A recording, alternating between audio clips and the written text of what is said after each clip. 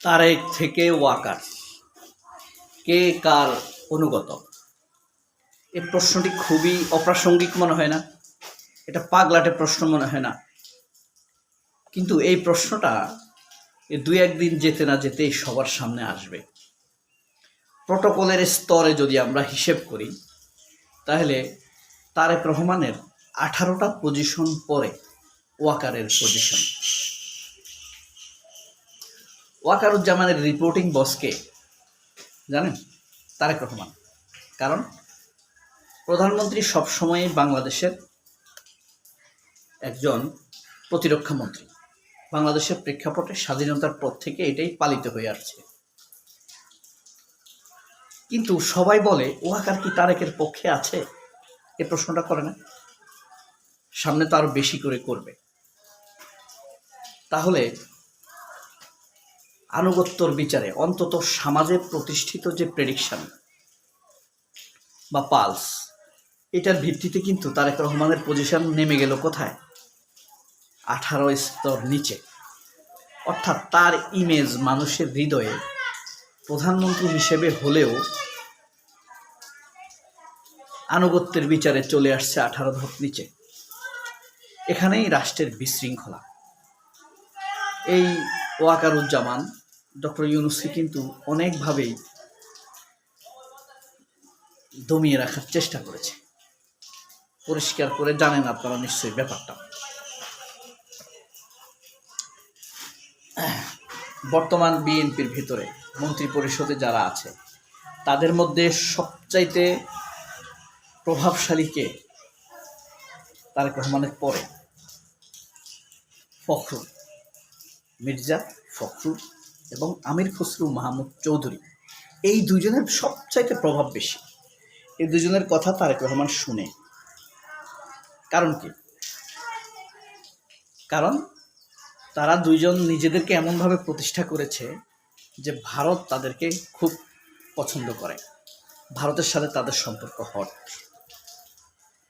সালাউদ্দিনও আছে, তবে ফখরুল এবং আমির খসরু দুইজন আনপ্যারালাল। শ্যামা ওবায়েদ আছে ধরেন তাদের ডেমটি হিসেবে বা ডেপুটি হিসেবে।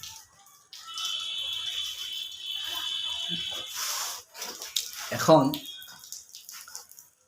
ব্যাপারটা কিন্তু খুব মজাদার ব্যাপার। এই দুইজনই তারেক রহমানকে আন্তর্জাতিক সম্পর্কের ক্ষেত্রে ভারতের বলয়ের বাইরে যেতে দিবে না। আর ভারত এখন এমন এক পরিস্থিতিতে আছে, তাকে না ভালো জানে আমেরিকা, না ভালো জানে মুসলিম বিশ্ব, না ভালো জানে ইউরোপ। কোথাও তার অবস্থান নেই। সেই ভারতের লেজুর বৃত্তি করতে হবে তারেক রহমানকে। এদিকে আছে ওয়াকারের তেল তুলসী মারা। ওয়াকার কিন্তু ভারতকে যথেষ্ট পরিমাণ তেল তুলসী মেরেই গত 18 মাস যাবৎ ডক্টর ইউনূসকে ডিস্টার্ব দিয়ে এসেছে। আমরা কিন্তু এই ব্যাপারটা ভুলে যাইনি। ভুলে গেছি? ভুলে যায়নি।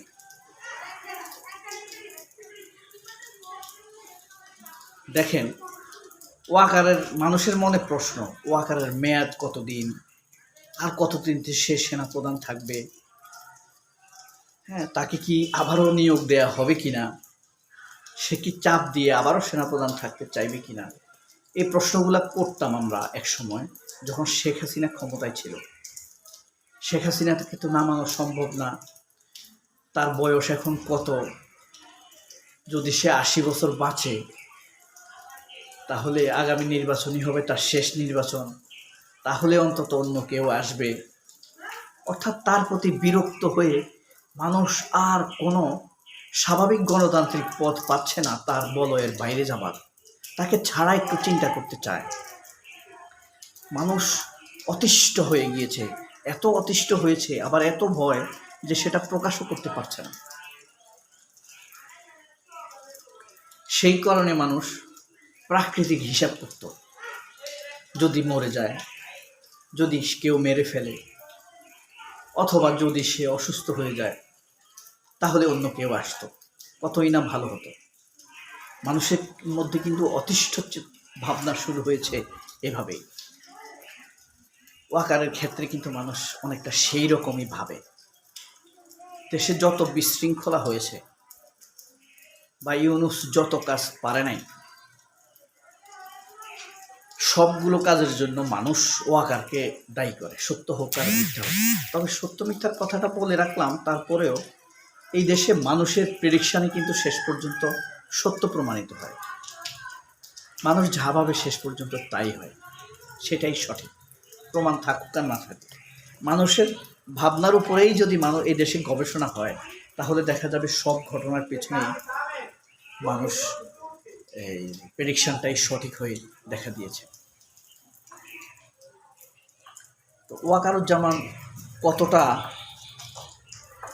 তারেক রহমানকে হসপস করে রাখতে পারে, সেই জিনিসটা মাত্রা অনুমান করতে না পারলেও সে যে ডিস্টার্ব দিবে এই জিনিসটা কিন্তু অনুমেয়। কারণ তারেক রহমানের ক্ষমতার উৎস শক্তি, তারা তো একটা বাণী বলে, সকল ক্ষমতার উৎস জনগণ। এটা যদি তারা বলেও, কিন্তু মানুষ এখন দেখবে তারেকের ক্ষমতার উৎস ওয়াকার। আপনি যদি কোনো টক শোতেই কথাটা বলেন তাহলে উড়িয়ে দিবে, কিন্তু দেখবেন ওয়াকারকে বিএনপি কোনো মতেই চটায় নাই। বিরোধী দল থাকা অবস্থা, মানে ইউনূস ক্ষমতায় থাকতেও ম্যানেজ করে চলছে ওয়াকার এবং সুপ্পুকে। ভবিষ্যতে ওয়াকারকে চটাবে না।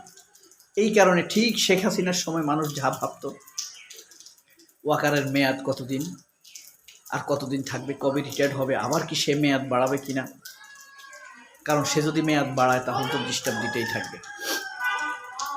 জাতীয় বিরক্তিতে পরিণত হয়েছেন তিনি।